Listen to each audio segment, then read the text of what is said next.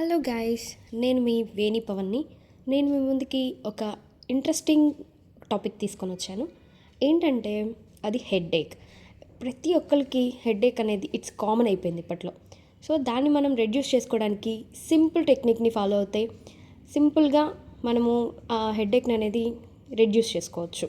ఇప్పుడు మనం ముందుగా చేయాల్సింది ఏంటంటే ఒక ఒక థింగ్ ఏంటంటే ప్రతి ఒక్కళ్ళ ఇంట్లో ఇప్పుడు ఫ్రిడ్జ్లు ఉంటున్నాయి. సో ఫ్రిడ్జ్లో మనం ఐస్ క్యూబ్స్ పెట్టుకుంటాం కదా, ఆ ఐస్ క్యూబ్స్ని తీసుకొని ఒక 2 లేదా 3 ఐస్ క్యూబ్స్ని తీసుకొని వాటిని ఏం చేయాలంటే మన head back side hair line కింద లిఫ్ట్ అండ్ ప్లేస్ మెథడ్ని ఫాలో అవుతూ ఒక 3 మినిట్స్ చేసుకోవాలి.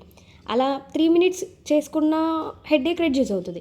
లేదు మాకు అలా లేదు, కొంచెం సేపు చేసుకుంటే మాకు రిలాక్సేషన్ వచ్చింది అనుకుంటే ఇంకొంచెం సేపు హెడేక్ తగ్గే వరకైనా మీరు అలాగే కంటిన్యూగా చేసుకోవచ్చు. అలా చేయడం వల్ల మన హెడేక్ అనేది రెడ్యూస్ అవుతుంది. ఇది ఎలా పనిచేస్తుంది అని అంటే, ఈ కోల్డ్ షాక్ అనేది ఏమవుతుందంటే ఇన్ఫ్లమేటరీ సిగ్నల్స్ని డిస్టర్బ్ చేస్తుంది.